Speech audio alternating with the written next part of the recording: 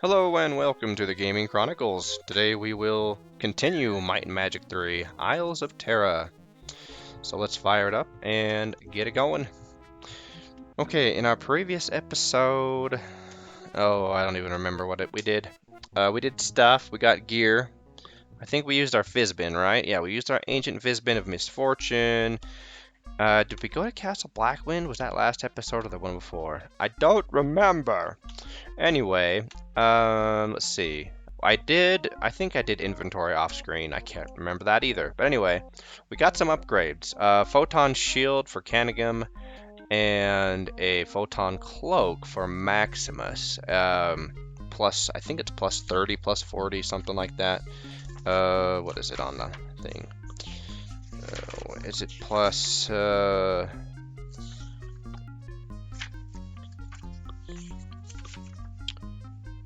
might.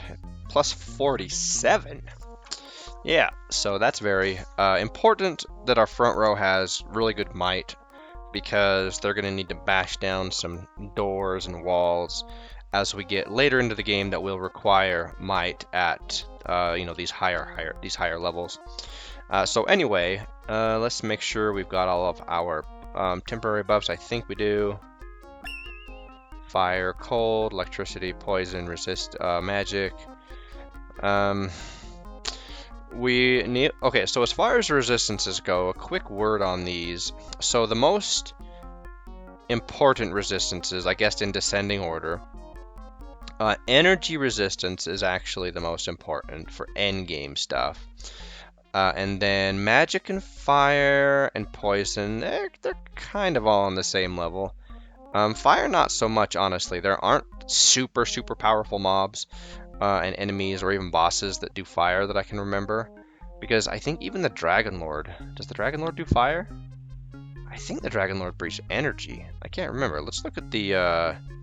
We'll worry about that later. I'm not going to pull up the clue book right now. But electricity and cold are kind of the lowest. There are some green dragons towards... in Dragon Cavern that do have cold breath that isn't really that big of a deal, to be honest. So cold and electricity gear, we're not really gonna focus on that so much as like anti or energy resistance, magic resistance, especially energy, just because. And magic too, but mostly energy, because we have, protection from the elements, which covers all 4 of these, plus any of our temporary buffs, which covers these resistances. And there are some, pools, like some magic pools or enchanted pools that we'll encounter in later dungeons that will enhance those for, select characters, but there's nowhere in the game that just gives a blanket statistic increase for everybody permanently for any one of these. We have to rely heavily on our temporary statistic buffs to give us the resistance that we need. Yet another reason to use the Mage Guild glitch. Okay, anyway, we've got our endurance up from the and our might. We did the Swamp Town Cavern. Okay. Alright, yeah, so let's go back to Swamp Town. And I went back and I checked my notes, and I still can't remember the coordinates of where the... oh wait, what time of day is it? Okay, so it's pretty early. Where it is you find the little inscription on the wall that tells you that the magic mirror portal word is doomed for Swamp Town. So anyway, let's look at our notes for things we want to make sure we loot, or people we want to make sure we talk to, all that stuff. We've already talked to Princess Trueberry, who needs men in love. We'll do that. We could probably do that this episode as well. We'll see. Okay, so we already did the mysterious treasure hut, which gave us a couple of good upgrades, but also gave us some duds. That's just kind of... do we have walk on water? We should have everything. Yeah, okay. So if we go a little bit up, Oh, we got enemies through the trees.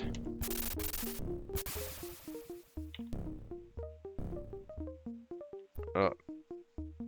6-4. We need to go to 311.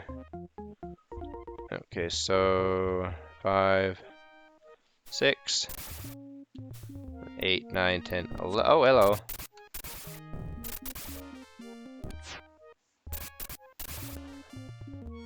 Okay, that's the... What's this? Wait, 611. What's this? This is the rogue hideout. Yeah, we want to destroy this too. Judging from the castle plan sitting on a small table and the variety of booty scattered on the floor, this would appear to be a rogue meeting place. Burn the hut? Yes. Flames lick the sky as the hut burns like a giant bonfire. That's lovely. Glav, ring, horn, sling, box, belt, gem, box, shield. Whoa! Was that 10 items? It's high. That's a number. That's a lot. That's a big number. Okay. If it's more than 5, I just stopped counting. All right. Yeah, and then the locust generator is just 3 steps this way. Oh, hello.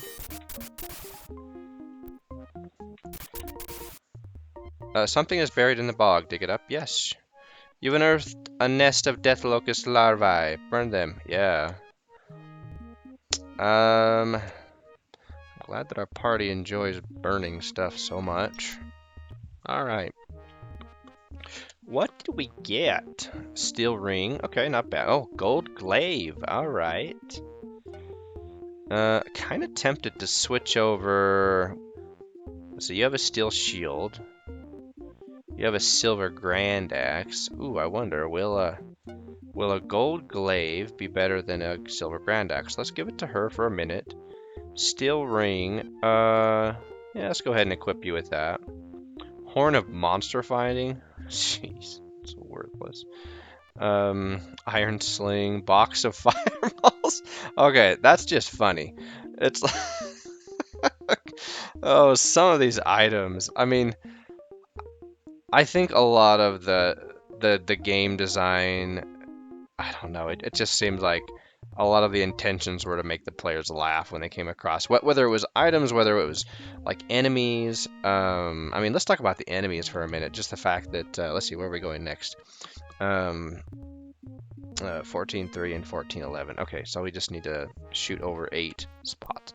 The enemies, like, there is nothing menacing about this game. As far as like the music, the enemies, it almost looks comical. Nice. And so I don't know. It just seems like let's see, what time of day is it? It's 2:31. I think it's down here. Yeah, right there. 50,000 gold and some more items. But yeah, I don't know. It just seems like they really weren't going for trying to make the enemies seem looks like there's a rogue down there. Seem threatening, you know. I mean, even though the you know, the game is not a cakewalk per se, like your first time through, especially, or at least I don't think it's intended to be. There are definitely more exploits than what we are already using. Let's see, we'll just stay. Oh, I want to stay in E2, just so that as far as like mobs go. I think this is one of the wise men. Yeah, Ziltar the Wise. The Vampire King dwells in the Tomb of Terror, where he rules over an army of undead creatures equaled only by the legions of the Mu cult. He forever seeks to expand his domain. Yeah, that's von M.N. Mosh. Okay, I think we've found everything we want to in E2. Let me just check my notes here. Trueberry, Ziltar, Rogue Hideout, Treasure Hut, Locust Generator, and the Treasure Spots. Yep. Okay.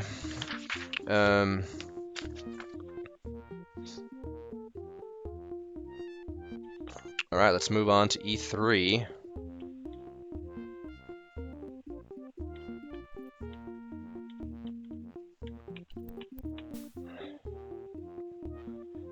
Alrighty, and in here there are like tree golems in E3, and the tree golems, and there's the cursed fools.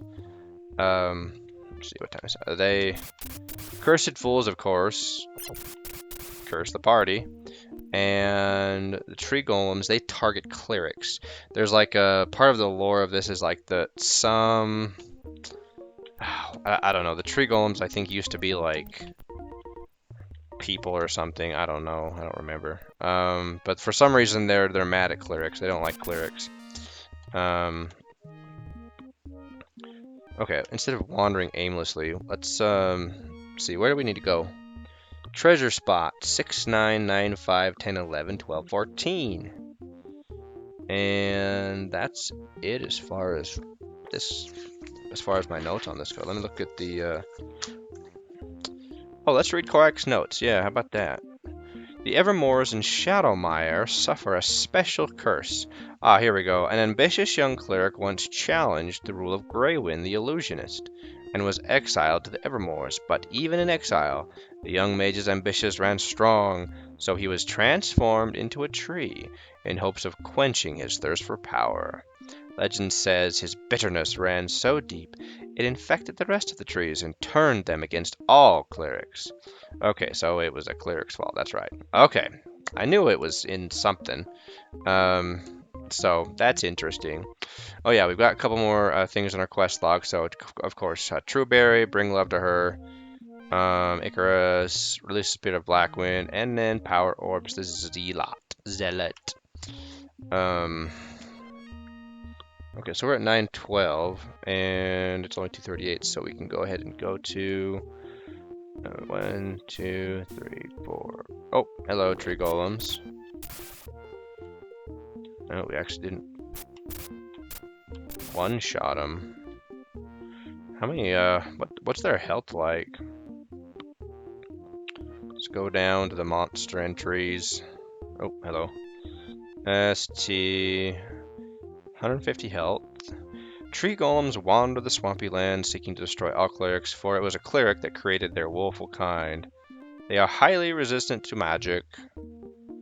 And then I think there's trolls here too.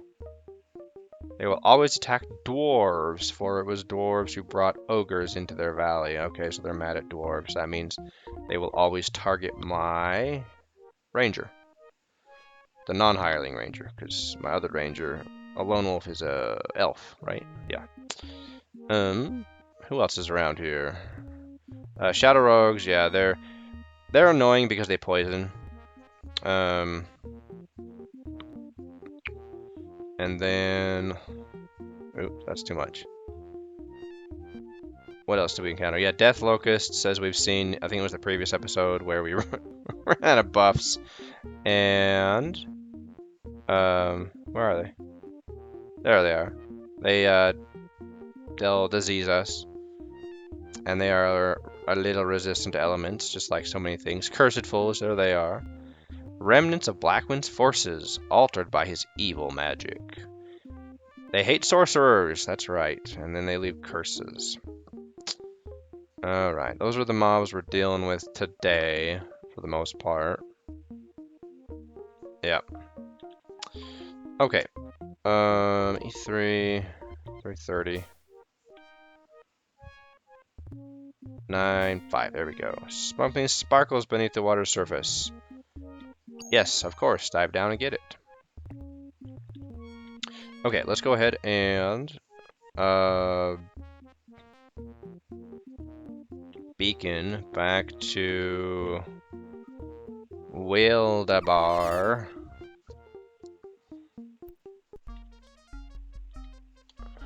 Making sure we're not going to make the same mistake we did last time. Oh man, that was embarrassing. And it was like one of those. There was a tiny, tiny, tiny, tiny, tiny, tiny warning in the back of my head, like, wait, check the time. Because all we would have had to do was before the 4 o'clock hour rolled over,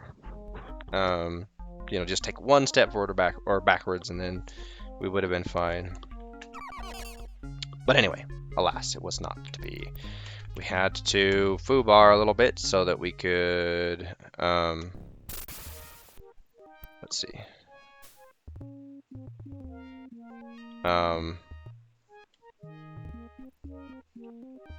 Oh, what's the Korax notes for E2?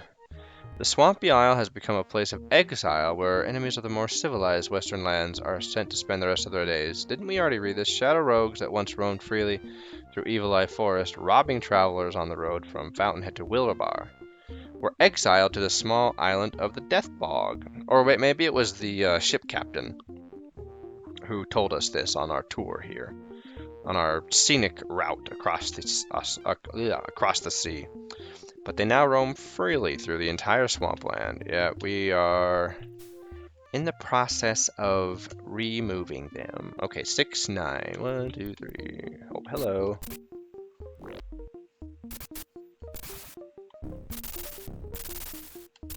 Yeah, they're some of the first mobs that, what does this say? Beware the trees. Yep, thanks. Yes, Wakizashi. I don't remember if these are supposed to be high quality items or not. We'll find out. Alright, we got the one at 9.5. Let's go to 10.11. 1, 2, 3, 4. And 1, 2. A shield. Fantastic. And then 12, 14. 1, 2. Yes. Stuff buried in the water. Alrighty. Okay, and as usual, I like to outline the mountains because I've noticed that in... oh, hello, there's the trolls. But we're in a different quadrant now, aren't we? Yeah, we're in F3. Okay, let's stay in E3, just for good measure. Depending on the time of day, how that sorts out. Oh, I think I saw trees. Yeah. There was a tiny bit of animation flickering through the... I think there's some out there. Nope. There they are. They weren't in front of us. They were kind of to the side.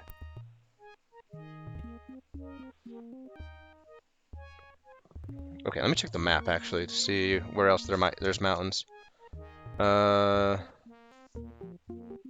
think we've got all the mountain outlines. Okay, I think that's it here. There's nothing. I don't think there's anything else. Maybe just some more trees that we can take out. In one of the quadrants, I know in the F quadrants, like F3 and yeah, we'll just take out these trees. There is quicksand. Undead welcome. Okay, that's nice. Oh yeah, here is the Tomb of Terror right here. Yeah? Yeah, I think that's the Tomb of Terror. We'll come back there later. Let's see, yeah, we've already outlined those mountains. There's Ziltar. Stay 10:53. Okay. Let's go to... Okay, let's do Trueberry's quest. What's the best way to do this? Let's return to Wildabar. Oops. Save game. We're gonna save just so that I don't mess up and find myself outside of town in the middle of the night. So we're gonna use teleport to save time. 2, 4. Okay, and then we're gonna go... Wait, no. We don't want to take that. Okay, a beautiful and spellbinding melody floats from inside the hut. Enter, yes. Athea, nymph of the great sea. Gossamer hair gently flowing in the salty breeze. Athea sits in the opalescent cup of a large shell, singing her siren song. Shying away at your approach, she pours over the edge of the shell and disappears into the blue depths of the great sea. Alrighty, and she has left all of our male party members in love. And so this is how we get Trueberry what she needs. Okay, so we're going to Lloyd's Beacon again to Wildebar. And this is why it's always good to at least have 4 or 5 males in the party, just because it makes it easier to do this quest. Not doomed. Because then we can just go, let's see, check our time. Oh, it's 2:29 a.m. We're gonna run out of time. So, let's go ahead and reset the day. Now, I don't think that the in love, it's technically considered a debuff, but it actually gives you enhanced statistics. I don't think that it can kill you. It might. I've never had it long enough to kill me. All the other elements in the game, though, I can confirm kills you, whether it's insanity, curse, poison, whatever. Hey, get out of my way. I'm trying to talk to Princess Trueberry. Okay, yes. One brief and distant smile comes to her face, as if fueled by the burning in your heart, but quickly fades as she once again turns to stare out the window. I fear there is not enough love left in the land to release me. Well, let me give you more. Okay, same message. So she has to accept our love, since we're obviously going crazy from it.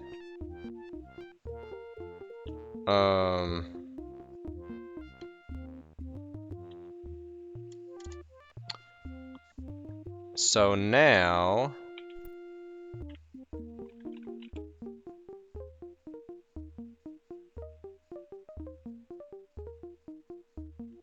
let's go ahead and return to Wildebar.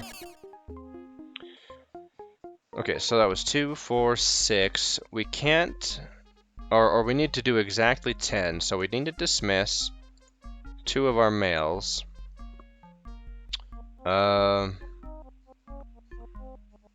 Let's dismiss Darkshade and Hoojum, or what's it? Allenbow.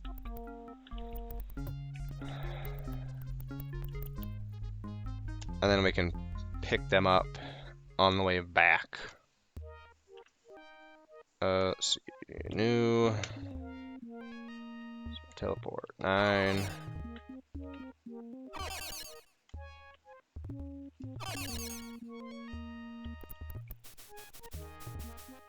Okay, and yep. Alright, that'll put 4 of our dudes in love.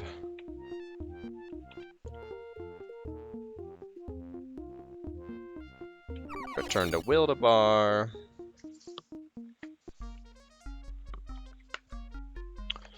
Alright, and I need to check to see... Okay. Alright, let's go to... Where's the inn? Between 6 p.m. and 5 a.m. What time of day is it? Oh. Okay. Well, dang it. I want to get my guys back because turning in the quest... Oh, let's go to... Oh, we need to go to Fountainhead. Because that's where our people will be. They won't be in just any old inn. Whenever you dismiss a Oh, that's right. We need to go to the inn, not the tavern. Derp. Okay. Yep. Where are you, Dark Shade?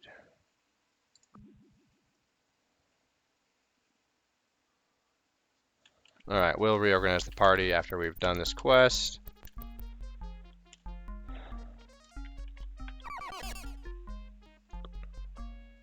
Okay.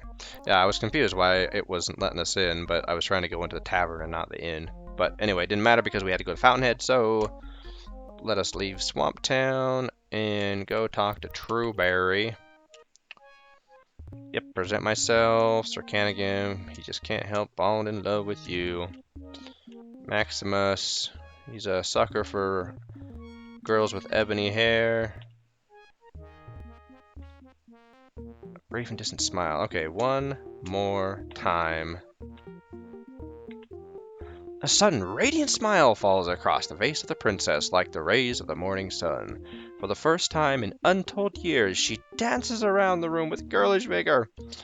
At long last the curse is broken. From a bureau drawer she removes a horn of twisting gold and hands it to you. Never mind, I'm not going to say anything. Please take this alicorn to the Unicorn Shrine in Orc Meadow. Mine is not the only soul tormented by the Dark One's curse. 500,000 experience per person. And now we got the alicorn, and Princess is gone, though her memory lingers. Yeah, that is sweet. Okay.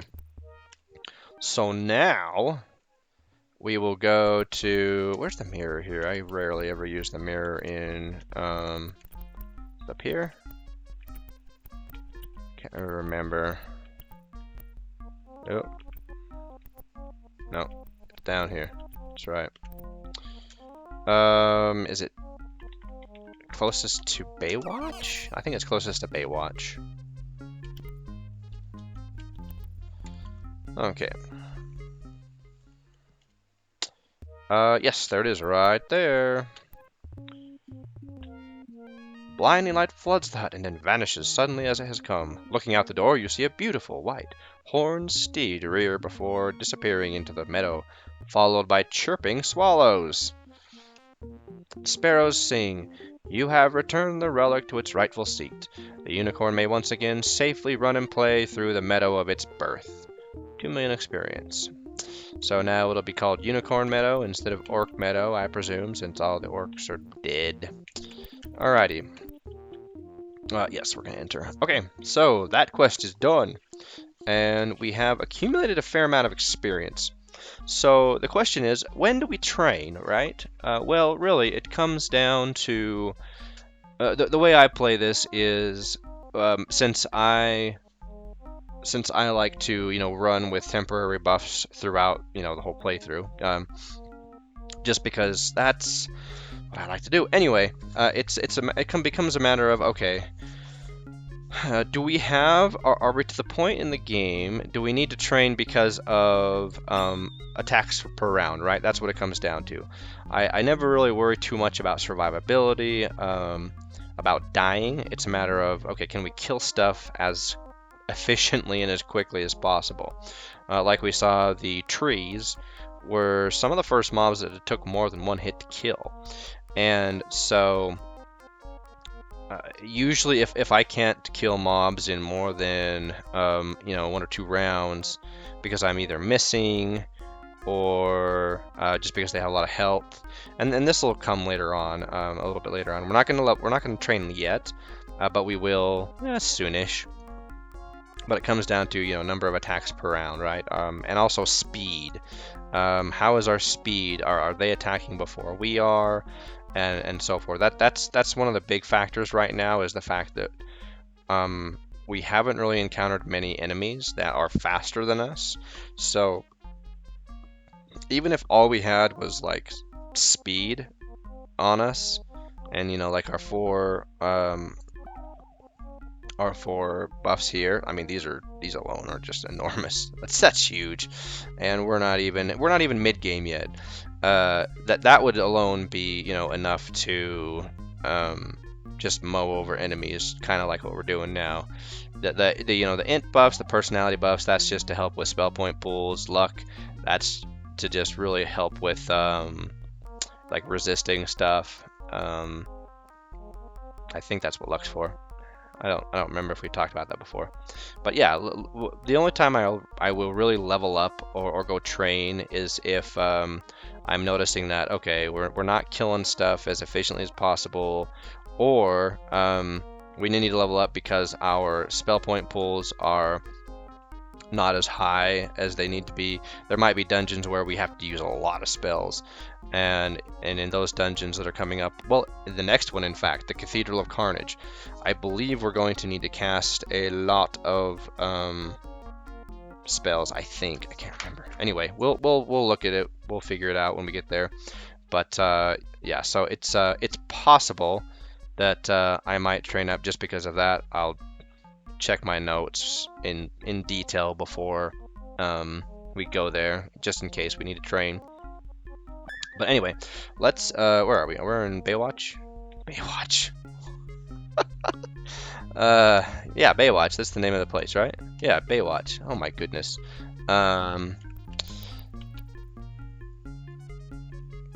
For some reason I thought that the name of the city was Sea Dog, and I was mixing up the words. Anyway, let's manage inventory real quick, getting rid of all these random stuff, including the box of fireballs. Yeah, you're welcome. Sounds like, you know, a firework that would exist in like Might and Magic universe. Iron Sling, Platinum Katana. Alright, that might be an upgrade for sure for somebody. Giant Belt of Fireball. Giant Belt, that might be plus might. We don't really need fireballs. Glowing Marksman Gem. Nah, we don't need that. Box of Feeble Minding.